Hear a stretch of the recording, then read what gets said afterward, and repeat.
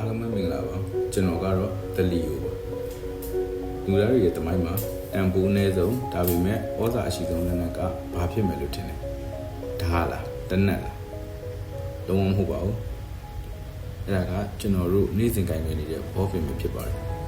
ဒီနေ့မှာတော့ကျွန်တော်တို့ရဲ့နေ့စဉ်ဘဝကိုပြောင်းလဲပေးခဲ့တဲ့ဘောပင်ရဲ့တမိုင်းကြောင်းကိုပြောပြပေးတော့မှာဖြစ်ပါတယ်လွန်ခဲ့တဲ့နှစ်ပေါင်း9000လောက်ရှေးခေတ်အီဂျစ်လူမျိုးတွေကဂျူယိုးတွေကိုတွေးပြီးမင်တို့ပြီးတော့ရေးတာကနေစာရေးကရိယာဆိုတာစတင်ခဲ့ပါတယ်။အဲ့နောက်မှာတော့လူတီများတဲ့ငတ်မွေးကလောင်နှံတွေခေတ်စားလာတယ်။ဒါပေမဲ့ပြဿနာမင်ကိုအမြဲတမ်းတည်သွားပြီးတော့မင်ခဏတို့နေရတာပါပဲ။အဲ့တော့1930ပြည်နှစ်တွေမှာတော့ဟန်ဂေရီသတင်းတောက်လက်ဇလိုပီရိုလို့ခေါ်တဲ့ပုဂ္ဂိုလ်အဒီပြဿနာကို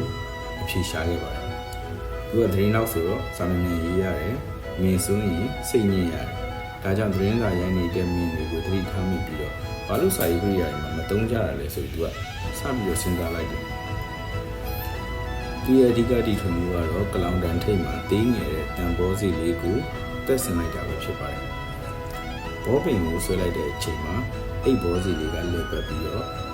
မင်းဦးရဲကမင်းကိုစာရေးပေါ်ရအောင်ပို့ပေးတာပဲဖြစ်ပါတယ်1938ခုနှစ်မှာတော့ကမ္ဘာပထမဆုံးဘောပင်ball point pen တရားဝင်ပေါ်ပေါက်လာပါတယ်ပေါ့နော်စိတ်ဝင်စားစရာကောင်းတာကဘောပင်ကိုလူကြိုက်များအောင်လုပ်လိုက်တဲ့တကယ်အချိန်ကတော့ဒုတိယကမ္ဘာစစ်ပဲဖြစ်ပါတယ်လေမှုတွေလေထဲကိုပြန်တန်းတဲ့အခါဖောင်တိန်တွေကလေဖြီအားကြောင့်မင်းတွေယိုကုန်ရတယ်ဘာရီရဲ့ဘောပင်ကကြတော့မင်းမယိုတဲ့အတွက်ဒေတာမှာအရန်အသုံးဝင်နေပါတယ်နောက်ထပ်ဘောပင်နဲ့ပတ်သက်တဲ့ဘုထုတာလေးလည်းရှိပါသေးတယ်တာမန်ဘောပင်ချောင်းမှာပါတဲ့မင်းပမာဏဟာ2မိုင်ကီလိုမီတာအပြင်3ကီလိုမီတာအထိညင်းဆွဲလို့ရပါတယ်။နောက်ပြီးဘောပင်ရဲ့ဖုံးတွေရဲ့ထိပ်မှာအပေါက်လေးတွေပါတာကိုသတိထားမိကြမယ်လို့တော့ထင်ပါတယ်။အဲ့ဒါကတော့ကျွန်တော်တို့မေမချအောင်လုပ်ပေးထားတာမဟုတ်ပါဘူး။ကလေးတွေမတော်တဆမြူချမိရင်လေပြုံမပိတ်တော့အောင် safety အနေနဲ့ထည့်သွင်းပေးထားတာပဲဖြစ်ပါတယ်။ဒီနေ့ခေတ်မှာတော့ဤပညာတွေဘယ်လောက်ပဲတိုးတက်နေပါသေး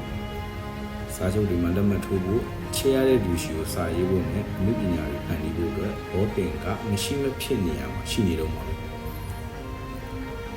The pen it's mightier than the sword ဆိုတဲ့အတိုင်း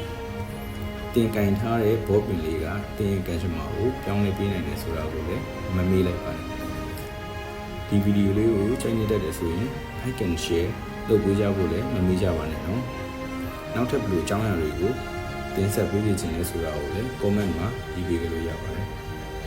အားလုံးကျေးဇူးများတင်ပါတယ်